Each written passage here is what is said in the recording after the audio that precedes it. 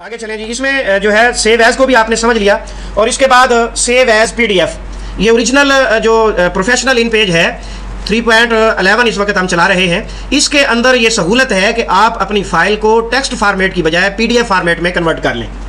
PDF format ऐसा format होता है कि वो टेक्स्ट नहीं होता, पिक्चर होती है। टेक्स्ट नहीं होता, पिक्चर होती है। और उसको देखने के लिए अडोब कंपनी ने जो है वो अडोब पीडीएफ फॉर्मेट बनाया हुआ है, अडोब सॉफ्टवेयर है इसके लिए। तो वो जो है व्यू दिखाता है कंप्यूटर में, वो पूरी किताब का जो है वो इमेज बना लेता है, वो टेक्स्ट नहीं होता।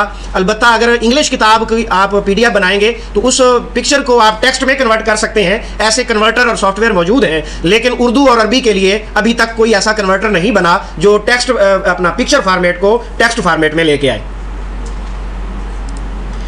तो अभी हम इसकी पीडीएफ बनाने जा रहे हैं। मिसाल के तौर पर हमने इसको करना है सेव एज पीडीएफ। ये पेज आपके सामने खुल गया। इसमें सबसे पहले मिरर लिखा हुआ है। मिरर का माना होता है उल्टा। एक सीधा लिखा हुआ है, इसको उल्टा कर देगा वो मिरर करेंगे तो। ऐसा उस वक्त ज़रूरत होती है जब आप प्रिंट भेजने जा रहे हैं। प्रिंटिंग के लिए ट्रेसिंग पेपर जो निकाला जाता है, ट्रेसिंग पेपर मशीन पर प्रिंटिंग भेजने के लिए, किताब छपवाने के लिए, तो वो उल्टी प्रिंटिंग जो है ना भेजी जाती है, उसकी फिर वो पेस्टिंग करके प्लेटें लगाते हैं। तो ये मिरर वहां पर काम आता है। आमतौर पर अगर आप पीडीएफ बनाएंगे तो मिरर को गुड नहीं लगाएंगे। आगे है export all text as curve. ये ऑप्शन को गुड जरूर लगाना है, क्यों? वरना ये टेक्स्ट की पीडीएफ बना देगा। इसको गुड जरूर लगाना है कि ये टेक्स्ट को कर्व कर दे। कर्व का मतलब इसको पिक्चर बना देगा। कर्व का क्या मतलब होगा?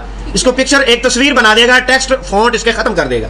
तो ये जो है ना पीडीएफ बनाते हुए इसे जरूर करना है। उसके बाद है इसके अंदर जो मजीद चीज़ें हैं वो उसमें ये हैं कि एक्सपोर्ट रेंज। आप कितने पेज पीडीएफ बनाने जा रहे हैं, या कोई सिलेक्टेड ऑब्जेक्ट बनाने जा रहे हैं, ऑल पेजेस बनाना चाह रहे हैं, तो इसमें अगर फाइल आपकी है मसलन 100 सफ़े की फाइल है, पूरी की पूरी आपने पीडीएफ बनानी है तो वो बना देगा। और अगर आप इसके सफ़ात देना चाहते हैं, मसलन 7 से 10 सफ़े तक आप इसकी पीडीएफ बना लें, तो इस पीडीएफ को फाइल नेम आप यहाँ दे सकते हैं। और ये वाली जो जगह है, ये खाली जगह के सामने ये छोटा सा डॉट लगा हुआ है, इसको अगर आप क्लिक करेंगे तो ये आपको ले जाएगा कि आपकी फाइल कहाँ सेव होने लगी है। समझ आइए, ये वाला जो है फाइल आप कहाँ सेव करना चाहते हैं। तो ये एड्रेस बता रहा है, ई में डबल अपना ये टेट्रा ए वाला जो है ये फोल्डर है और इसमें ये फाइल है, ये एड्रेस बता रहा है। लेकिन इसके बावजूद अगर कंफर्मेशन करनी है तो यहाँ क्लिक करें, ये आपको वहीं ले जाएगा।